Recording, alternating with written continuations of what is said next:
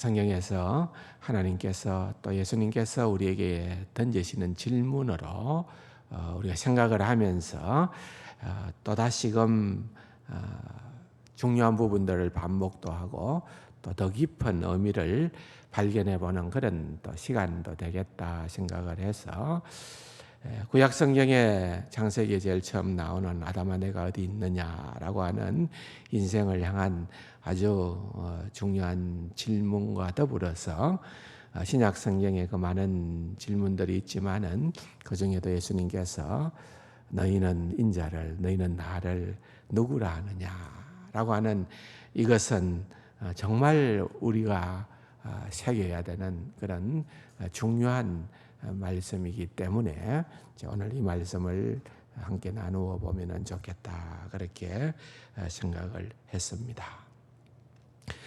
실상에 있어서는 우리가 읽어본 이 본문에 질문이 두 개가 나옵니다. 예수님께서 처음에는 세상 사람들은 인자를 누구라 하느냐 그렇게 먼저 질문을 하고 두 번째로 너희들은 인자를 누구라 하느냐 그렇게 주님께서 물으시는 장면을 보게 됩니다. 같은 질문이기는 하지만은 어쨌든 여러분 이 질문이 가지고 있는 아주 깊은 내용들을 우리가 살펴보기를 원하는데 그 전에 먼저 질문을 다루기 전에 생각해 보고 싶은 것은 이 질문이 어디에서 나왔느냐, 어떤 곳에서 이 질문을 예수님께서 제자들에게 하고 있느냐 하는 것은 우리가 좀 살펴볼 가치가 있는 그런 것이다 보는 것입니다. 13절에 보니까 이렇게 얘기를 하고 있습니다. 예수께서 빌립보 가이사랴 지방에 그랬습니다. 우리가 아는 것처럼 이때는 로마가 지배하고 있었던 때였고 또 로마 황제로부터 또 뭐라 그럴까요? 인정을 받았다 그럴까 인가를 받은 헤롯 왕이 이제 이스라엘을 통치하던 그런 시대였습니다. 그래서 신약 성경을 열면은 예수님의 출생의 그런 어떤 역사적 배경에 등장하는 왕의 이름은 거의 다 헤롯입니다. 그런데 이 헤롯이라고 하는 왕이 등장을 하지만은 사실은 다 여러 사람들이죠. 여러 사람이 다 헤롯이라는 그 이름을 사용을 하고 있는 거죠. 그래서 아버지 헤롯도 있고 또는 자식들의 그 해당되는 헤롯도 있습니다. 근데 여기에 이 시대 이제 예수님께서 이 말씀을 하고 있는 이때의 헤롯은 헤롯 빌립 2세라는 왕이 통치를 하고 있었고 그는 헤롯 그 대왕의 아들 헤롯 빌립 2세라는 왕입니다. 그래서 여기에 보면은 이제 가이사랴와 또는 빌립보라는 합성어입니다. 두 단어가 합성해서 지명의 이름을 나타내고 있는데 이것은 예루살렘으로부터는 북쪽으로 한 40-50km 위쪽 그러한 지방에 있는 새로운 신도시지요. 말하자면은 그래서 사실은 이제 헤롯의 왕가의 가장 큰 특징은 아무래도 로마 황제한테 밉보여서는 왕조를 계속해서 유지할 수가 없으니까 그야말로 온갖 힘을 다해서 아첨을 하는 겁니다. 로마 황제에게 아첨을 하는 거예요. 그래서 이 도시는 황제를 위해서 로마 가이사 황제를 위해서 만들어서 바치는 그러한 도시입니다라는 그런 의미를 담아서 가이사랴라는 말은 가이사라는 말이에요. 황제. 로마 황제의 명칭이 가이사거든요. 거기다가 자신의 이름이 빌립이지 않습니까? 헤롯 빌립이기 때문에 빌립이라는 이름을 붙여서 가이사랴 빌립보라는 왜 가이사라가 원래 해안 지중해 해안 도시로 이미 있었기 때문에 그 도시와는 또 구분을 해야 되는 것입니다. 그래서 옛날에 알렉산드리아라는 알렉산더 대왕을 기념하는 그런 의미로 도시의 이름을 알렉산드리아라고 그렇게 했던 것처럼 이 가이사 황제를 위해서, 그리고 또 자신의 그 어떤 영예를 위해서 그렇게 했는 거지요. 그런데 그런 시대에 가장 큰 특징이 하나 있다고 하면은 그 당시에 선이 뭐냐, 옳은 게 뭐냐, 착한 게 뭐냐, 그러면은 선은 힘이다. 힘이 선이다. 정의는 뭐냐? 정의는 다른 것이 아니라 돈이다. 그게 그 로마 황제가 통치하는 그러한 황제의 논리가 그런 것입니다. 로마 시대가 가졌던 평화는 팍스 로마나라고 했었던 그 로마 황제의 그 평화는 힘으로서 제압한, 억누른 그런 평화를 팍스 로마나라고 그렇게 불렀던 것입니다. 모든 것이 힘입니다. 모든 것이 돈이라는 거예요. 그것이 선이고 그것이 정의라는 그런 말인 거예요. 바로 그것이 세상의 중심이 되어져 있는 그 도시의 한중앙에 우리 주님께서 서서서 이 질문을 하고 있는 것입니다. 세상 사람들은 도대체 나를 누구라 하느냐? 그러니까 오늘 본문의 14절에 보니까 세례 요한, 엘리야, 예레미야, 그렇지 않으면은 선지자 중에 하나다. 그러니까 여기 등장하는 모든 사람들은 다 선지자 그룹입니다. 그 유대인들은 선지자라고 할 때에 떠올리는 가장 기본 개념이 뭔가 하면은 선지자는 기적과 능력을 행하는 자라는 말입니다. 우리하고 다르다는 거예요. 일반인들하고 다르다는 거예요. 선지자는 하나님으로부터 특별한 권능과 기적을 행사하는 자이다. 그 말입니다. 그러니까 예수님을 어떻게 보는 거예요? 예수님은 그런 기적과 능력을 행하는 그런 분이시다. 선지자 중에 하나다는 거예요. 우리의 필요를 채워주고 우리의 절실함을 해결해주는 그런 해결사 정도의 논리를 그 도시가 가지고 있었던 것처럼 그렇게 이해를 하는 겁니다. 그들 뿐일까요, 여러분? 오늘 이 시대에도 신앙생활을 하는 많은 사람들이 오해하고 착각하는 것은 그냥 예수를 어떤 분으로 생각하느냐? 나의 필요를 채워주시는 분. 오늘 이 시대도 따지고 보면은 결국은 황제의 논리가 통용되는 시대입니다. 돈이 우상입니다. 돈이 우상입니다.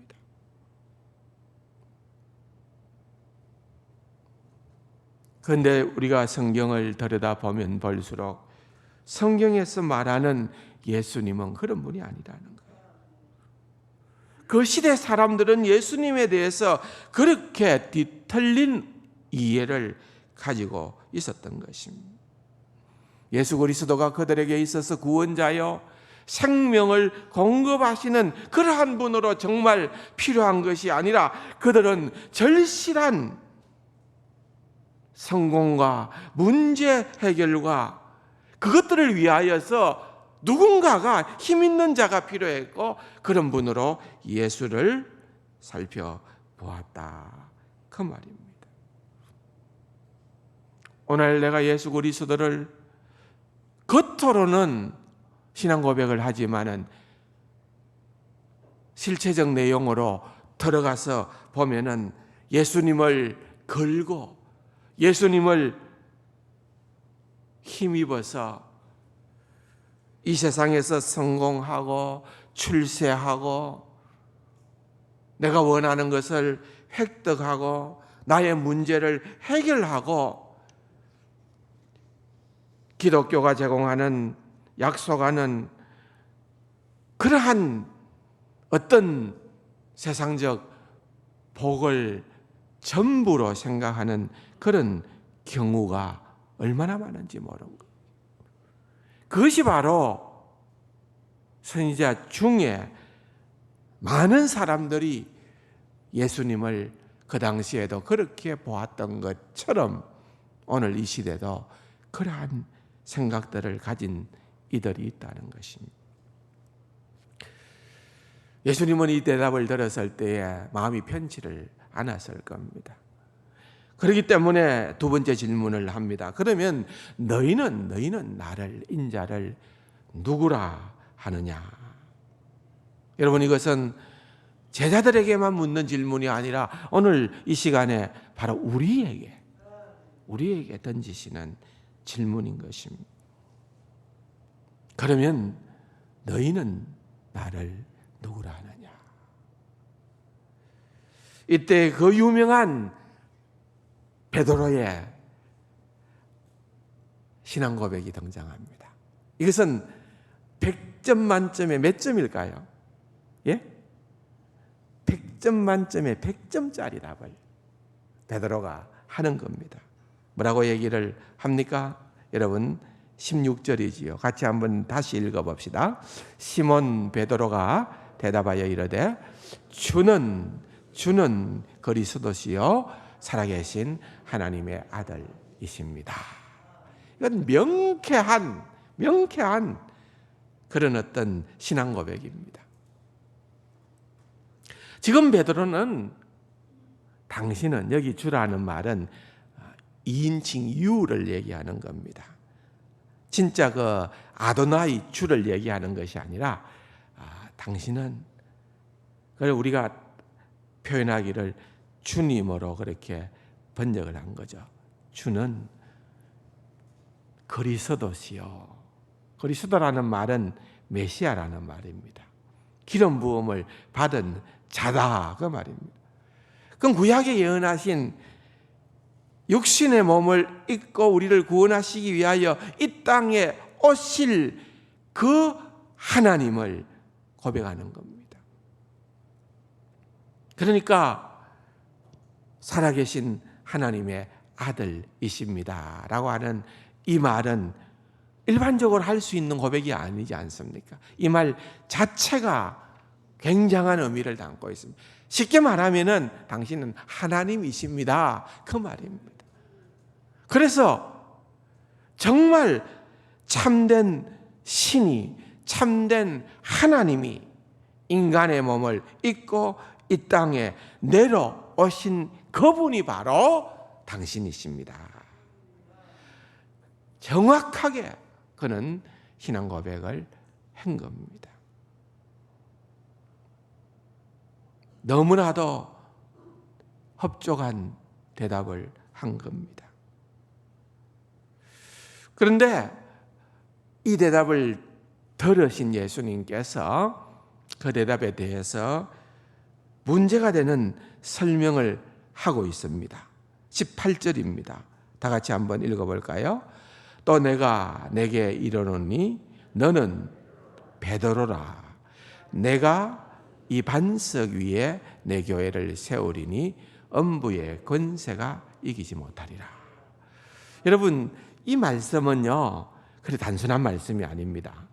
이 말씀은 기독교 역사 2000년 동안에 캐톨릭과 우리 개신교가 갈라지게 된, 또 캐톨릭과 개신교가 지금까지도 첨예하게 이 부분에 대한 해석을 가지고 또한 격렬한 논쟁을 하고 있는 말씀이 바로 이 말씀입니다.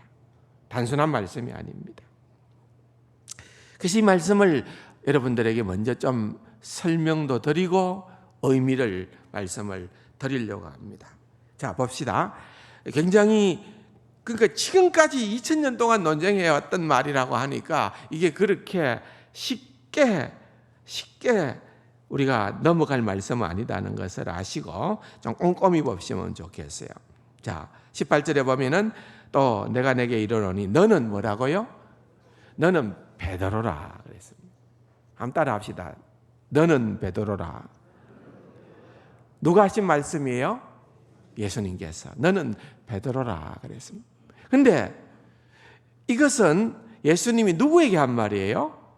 베드로에게 한 말이죠. 그런데 너는 베드로라라고 하는 이 말은 원어를 보면은 페트로스라는 단어를 사용하고 있어요. 페트로스.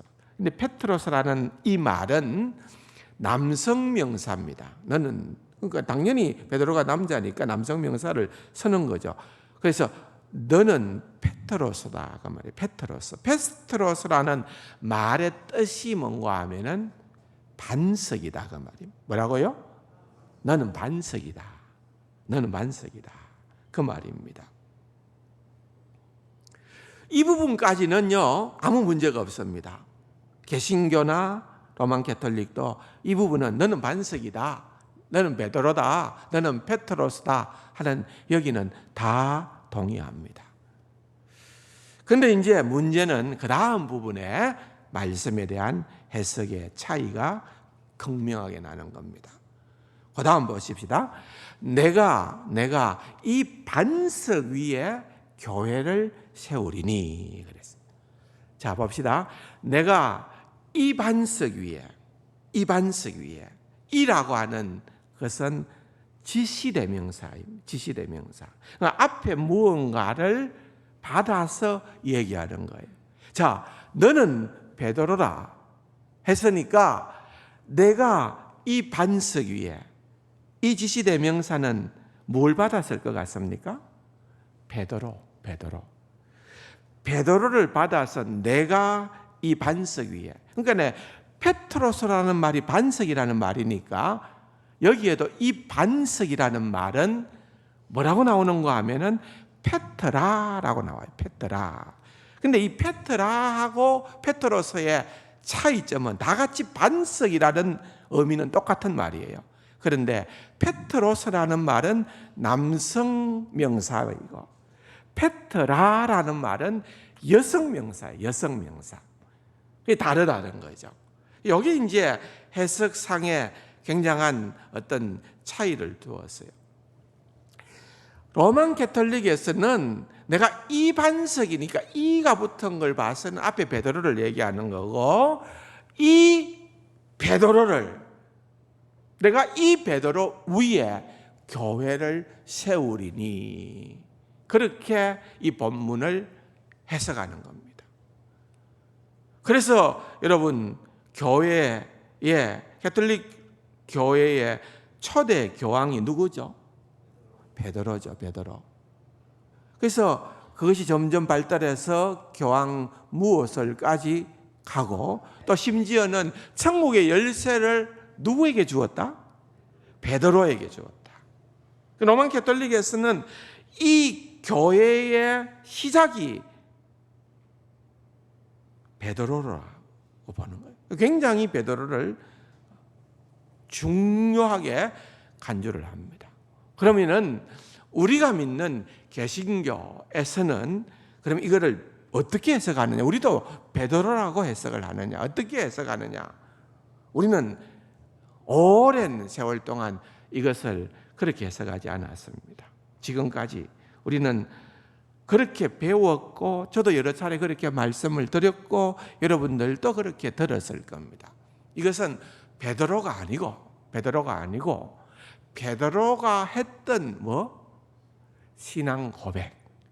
주는 그리스도시요 살아계신 하나님의 아들이라는 그 신앙 고백 위에 참된 교회가 세워졌다. 그렇게 우리는 지금까지 공부하고 이해하고 해석하고 지내오고 있는 것입니다. 이 말은 참 좋은 말입니다. 그 신앙이 참된 교회의 기초가 되는 것은 두말할 나위도 없습니다. 그런데 그것이 꼭 틀린 말은 아닐는지 몰라도 보편적 해석의 원리나 문맥을 좇아서 보면은 조금 더 자연스러운 해석은 모든 성경학자들이 인정하는 자연적인 해석은 그것은 로마 가톨릭의 견해가 맞다고 보는 겁니다. 왜냐하면은 지시대명사가 그것을 얘기하고 있는 것이고 그것이 베드로를 주목한다는 거예요.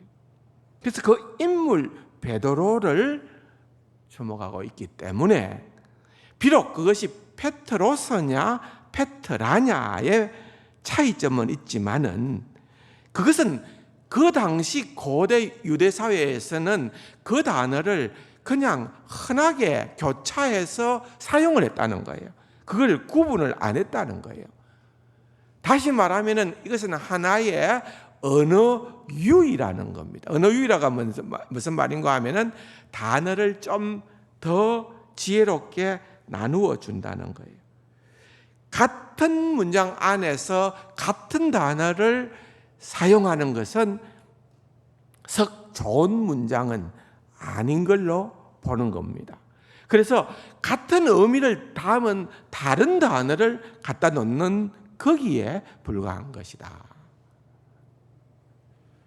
그래서 요 근래에 와서는 이제 개신교 신학자들 가운데에서는 지금까지 우리가 얘기했던 그 신앙 고백도 틀린 것은 아니지만은 가톨릭이 얘기했던 그 인물로 봐도 무방하다, 그렇게 해석해도 좋다라고 주장하는 분들이 나오기 시작했습니다.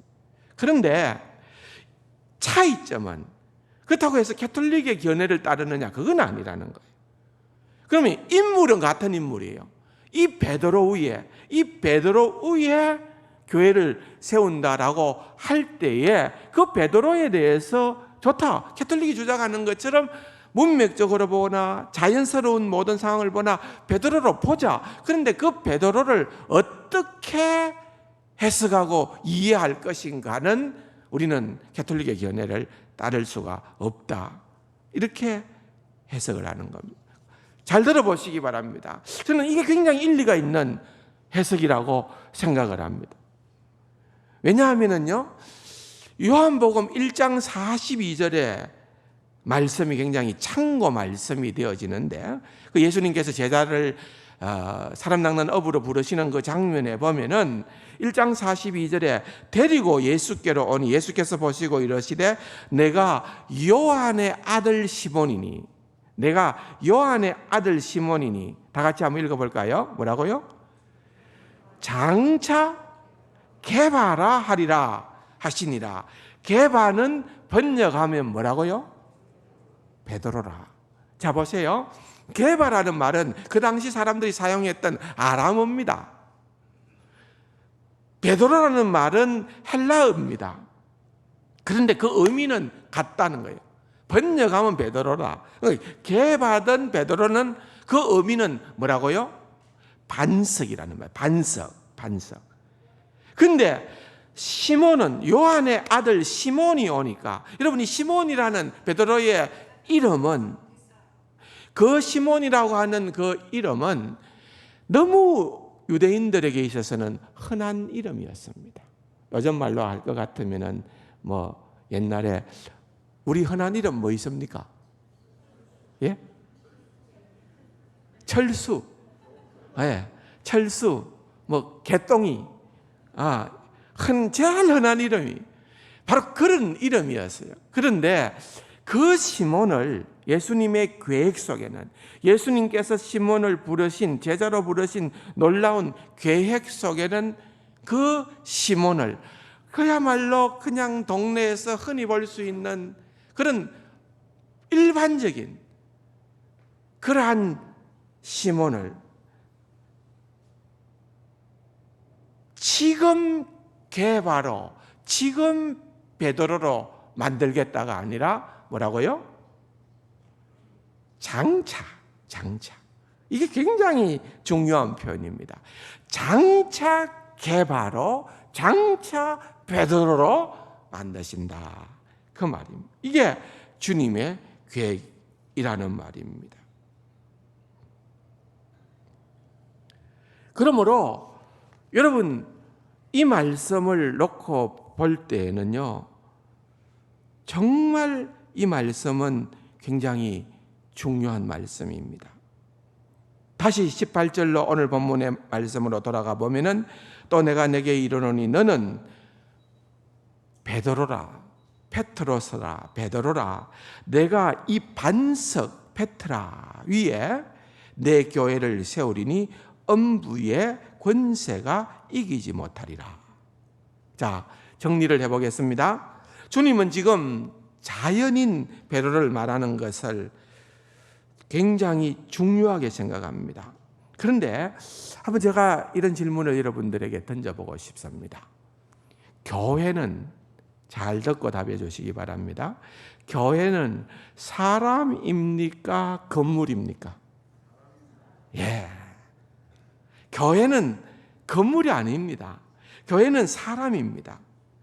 그러면은 교회의 공동체는 사람의 모임의 공동체잖아요. 사람의 모임이 교회인데 어떤 사람이 모이느냐는 거예요. 교회는 어떤 사람이 모이느냐? 죄에서 불러낸 사람. 좋습니다. 맞습니다. 틀림이 없습니다. 그런데 교회는 완전한 사람이 모이는 곳입니까? 아니죠. 교회가 완전한 사람이 모이는 게 교회가 아니죠. 완전한 사람은 교회로 올 게 아니라 어디로 가야 됩니까? 예, 천당으로 바로 가면 됩니다. 완전한 사람은 천당으로 바로 가면 됩니다. 그런 사람은 천국에 있어야 되지 지상교회에 올 필요가 없습니다.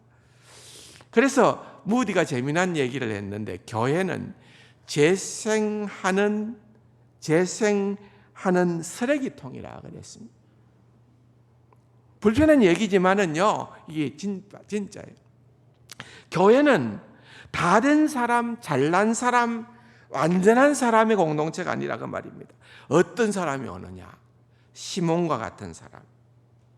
어떤 사람이 오느냐? 장차 게바가 될 사람. 장차 베드로가 될 사람입니다. 여러분 보십시오. 베드로가 그렇게 만점짜리 신앙 고백을 하고 난 다음에 적시로 무너졌습니까? 무너지지 않았습니까? 무너졌어요. 여러분 계속해서 성경을 조금만 더 볼까요? 21절, 22절 같이 한번 봅시다. 이때로부터 예수 그리스도께서 자기가 예루살렘에 올라가 장로들과 대제사장들과 서기관들에게 많은 고난을 받고 죽임을 당하고 제3일에 살아나야 할 것을 제자들에게 비로소 나타내시니, 22절 다 같이요. 베드로가 예수를 붙들고 항변하여 이르되 주여 그리 마옵소서, 이 일이 결코 죽게 미치지 아니하리이다. 그랬습니다.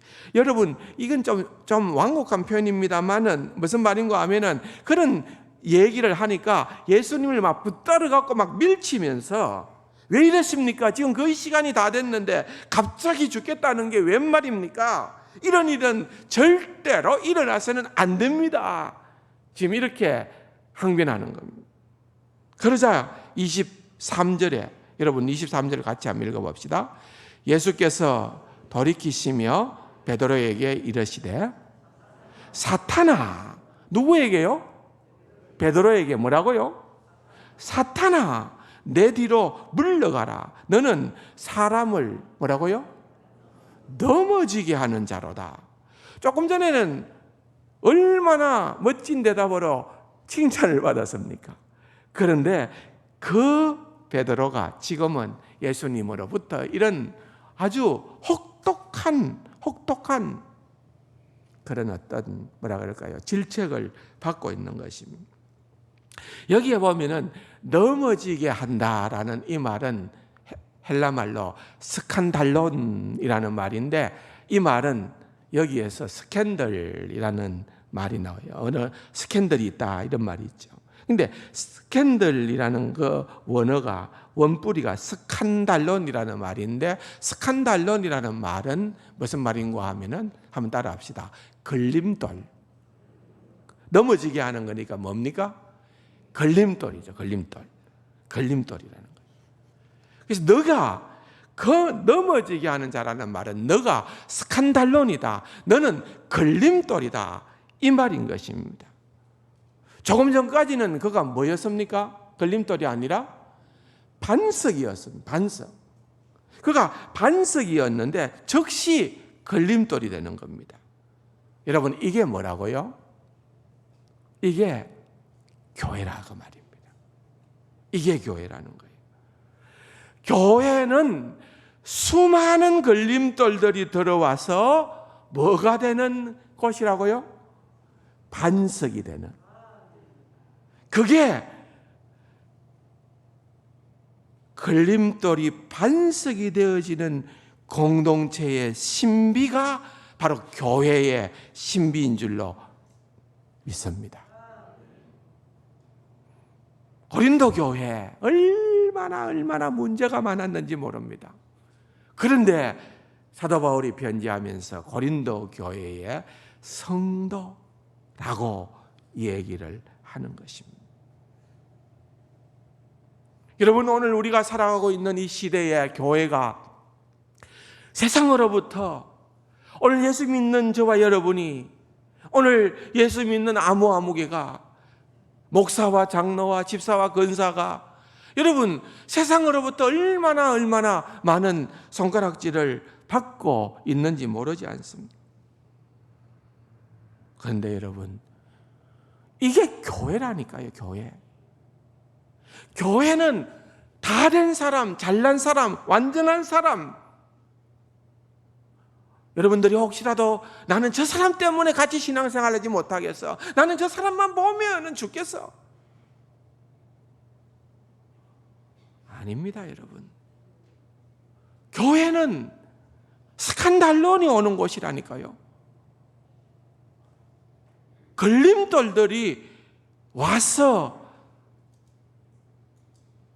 뭐가 된다고요? 반석이 되는, 그것이 교회입니다. 그 기간이, 공정기간이 얼마나 될까요? 여러분, 이 공정기간은 죽기까지입니다. 죽기까지. 주님 앞에 서게 되기까지 여러분, 우리는 다 스캔달럴이라니까요. 그렇기 때문에 교회 안에서는 절대로 누구를 원망하거나 비방하거나 비판하거나 손가락질하거나 그렇게 할 수가 없는 거예요. 불가한 거예요. 왜? 교회가 스칸달론인데, 교회가 걸림돌이.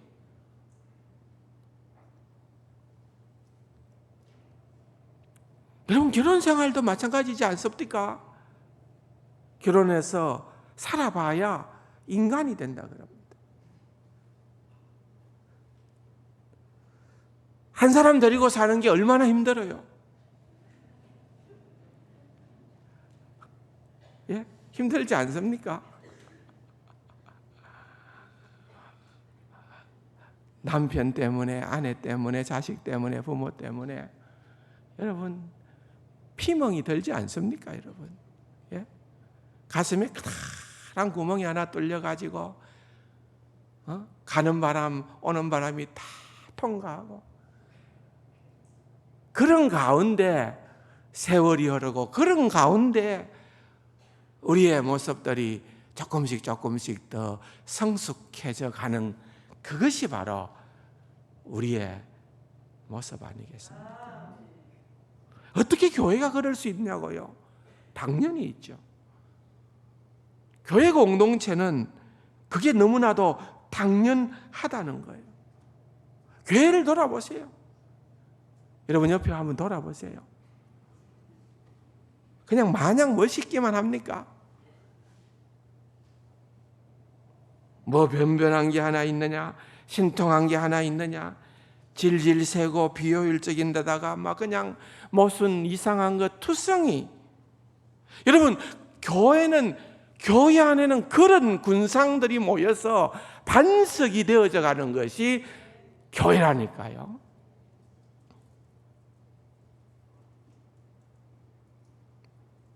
베드로가 얼마나 자신했습니까?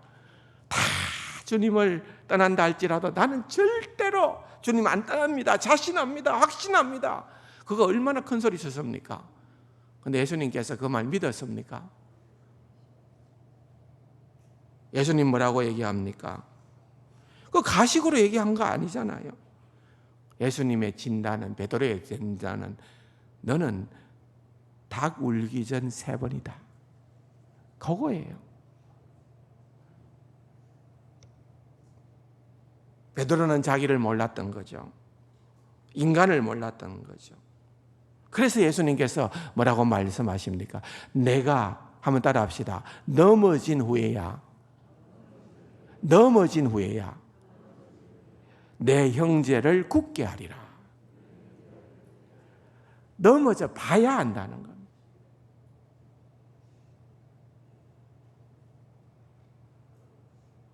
정말 우리 인생이 소리 소문 없이 박살이 나고 난 다음에 베드로가 되고 사도로 회복되어지고 진짜 반석이 되어지는 것입니다. 그런 베드로와 같은 인생들을 모아서 하나님께서 교회를 꾸려 가시는 것입니다. 그렇다고 하면은 우리의 해석은요, 베드로 인물이든 신앙 고백이든 상관은 없어요.